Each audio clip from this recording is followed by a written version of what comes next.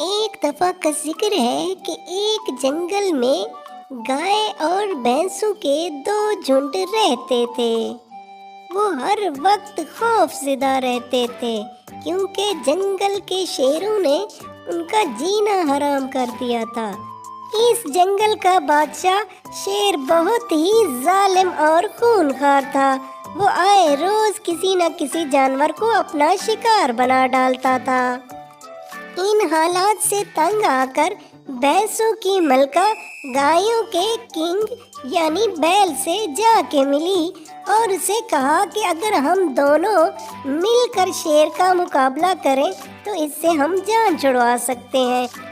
بیل نے بھینس کی بات مان لی اور مل کر اس خونخوار کا مقابلہ کرنے کی ٹھان لی۔ پھر جب بھی کبھی شیر ان پہ حملہ کرنے آتا تو وہ اسے مار مار کے وہاں سے بھگا دیتے تھے، اور جب ان کے وہ ہتھے چڑھ جاتا تو وہ اس کی خوب درگت بنا ڈالتے تھے۔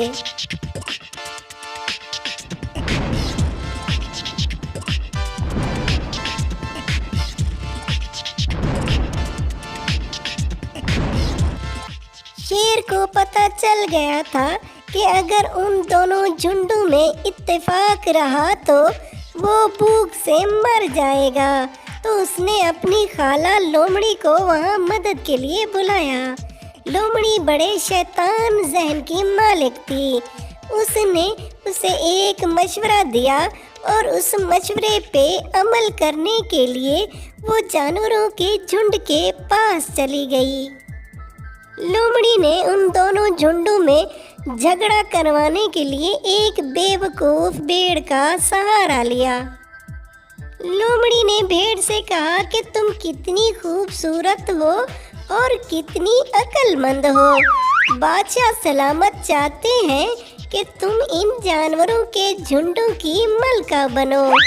اس کے لیے تمہیں ان بیل اور بھینس کو آپس میں لڑوانا پڑے گا۔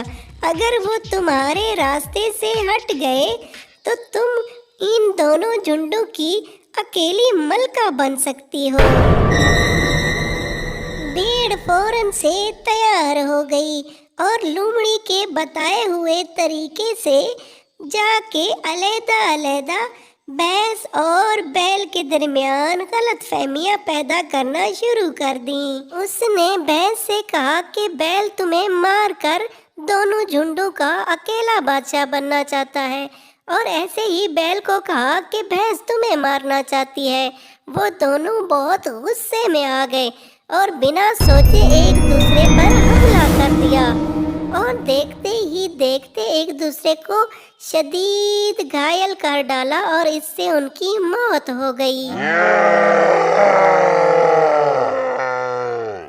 اب شیر کے دونوں طاقتور دشمن راستے سے ہٹ چکے تھے، لیکن اس نے سب سے پہلے بھیڑ کو ہی کھایا، کیونکہ غدار کی سزا سب سے پہلے۔ Unity is the strength. اگر جانور بنے رہتے تو شیر ان کا کچھ نہ بگاڑ سکتا، لیکن جب وہ آپس میں لڑنے لگے تو شیر نے ایک ایک کر کے سب کو مار ڈالا۔